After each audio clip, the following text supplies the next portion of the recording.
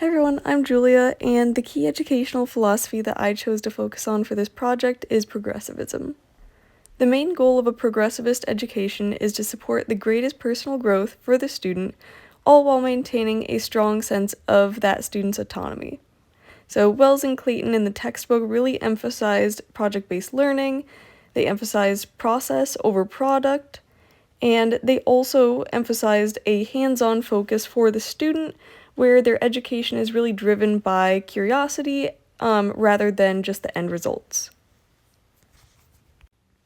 Moving on to examples in education today, the first I found was the push for inquiry-based learning initiatives in the P through 12 science curricula in New York State. Earlier in 2025, Zachary Warner, the Assistant Commissioner for the Office of Assessment, issued a memorandum that specified a lot of these changes. His main focus was on the investigations, which are basically heftier labs that will align not only with the standards, but also will have a lot of content derived from them on the end of the year Regents assessments. Warner writes, like the written test, the investigations are aligned with the New York State P through 12 science learning standards, but provide the opportunity for performance-based assessment of student science knowledge and skills. The investigations are designed to be embedded into classroom instruction and assessment and can be offered anytime during the school year dependent on local curricular planning.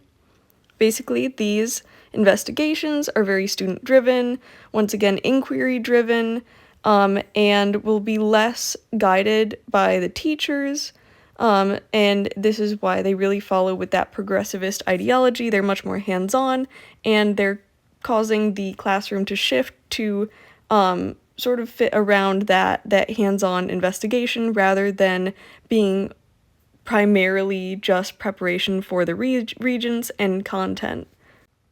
Another example of progressivist ideology in education today is the rise of social-emotional learning to address students' holistic needs.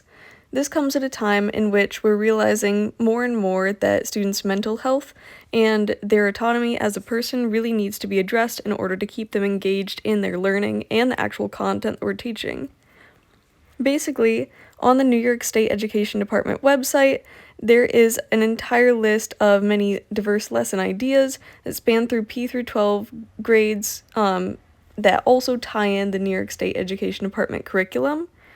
These also span many different subject areas from history to math to also English and a variety of others.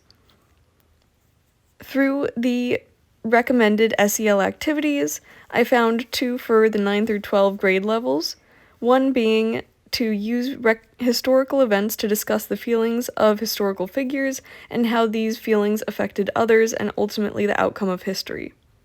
Another recommendation was to ask students to identify their own personal strengths and weaknesses in comparison to a historical figure's strengths and weaknesses. These personal tie-ins make the content a bit more real and also grounded in students' own experience so that they can understand how their own actions and feelings may impact the world today. They're also growing as an individual and their ability to identify what they're feeling, and it just builds a greater direct connection with the content. All in all, whether it be through investigations or simply asking important, engaging questions that really allow students to reflect on themselves, progressivist strategies can be implemented easily in any curriculum, thus improving the overall growth and positive connection to students and their content.